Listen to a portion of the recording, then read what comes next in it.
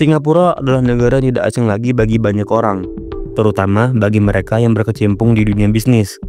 Sebagai salah satu negara kecil yang dulunya kurang dikenal, Singapura berhasil bertransformasi menjadi salah satu pusat perdagangan terbesar di dunia. Hal ini membuat banyak pengusaha internasional menjadikan Singapura bukan hanya sebagai tempat bisnis, tetapi juga rumah kedua mereka.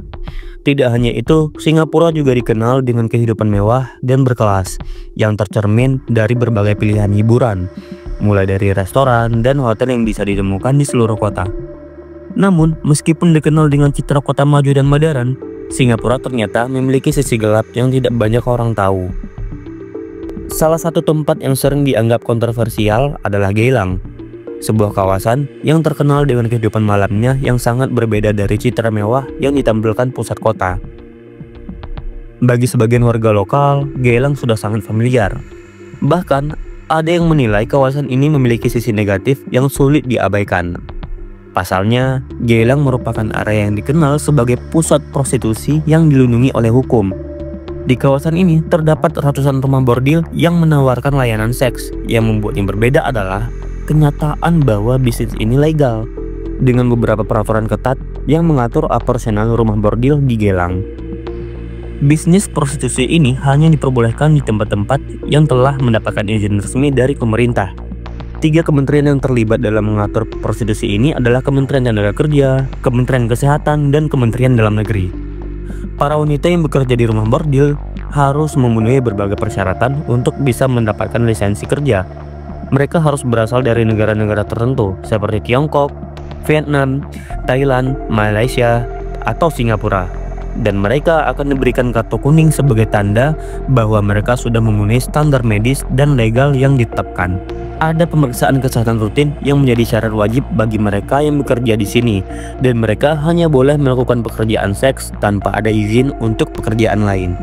Tak jarang rumah bordil di Geylang juga menggunakan berbagai cara untuk menarik pelanggan, seperti akuarium raksasa yang memperlihatkan para pekerja seks untuk memudahkan pelanggan memilih. Namun, meskipun ada yang bekerja secara legal, banyak juga yang memilih untuk bekerja secara ilegal.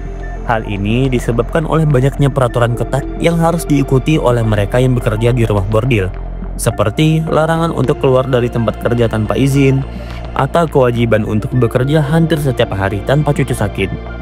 Karena peraturan yang ketat ini menjadi alasan mengapa sebagian pekerja seks lebih memilih untuk bekerja di luar rumah bordil dengan cara yang lebih bebas meskipun ilegal.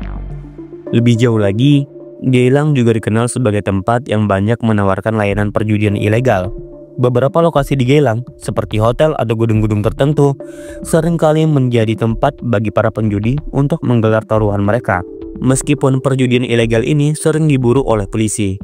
Bahkan ada juga penyedia judi online yang beroperasi secara diam-diam. Hal ini tentu sangat bertolak belakang dengan citra Singapura yang dikenal ketat dalam penegakan hukum. Padahal Singapura terkenal dengan peraturan yang sangat tegas, bahkan memiliki hukuman mati bagi mereka yang terlibat dalam penyelundupan narkoba. Namun, meskipun hukum yang tegas ini ada, Geylang menjadi tempat yang tidak terhindarkan bagi mereka yang ingin mencari narkoba.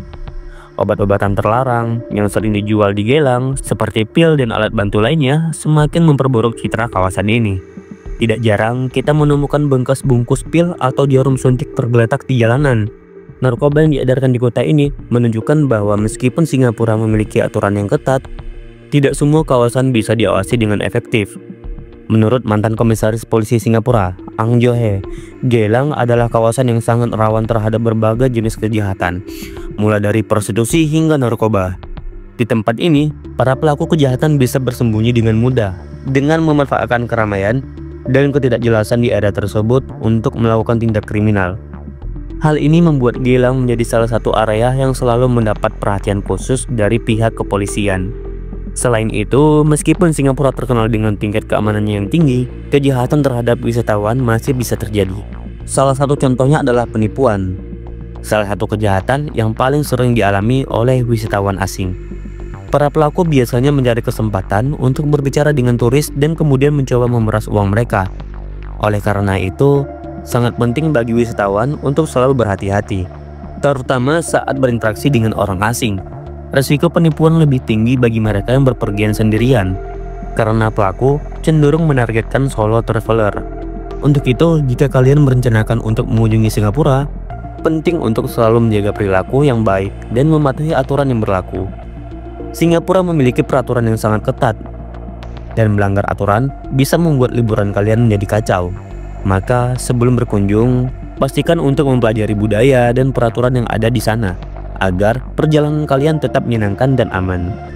Meskipun Singapura memiliki sisi gelap yang tidak banyak orang ketahui, namun tetap saja negara ini berada di peringkat ke-7 sebagai negara teraman menurut Global Residence Index.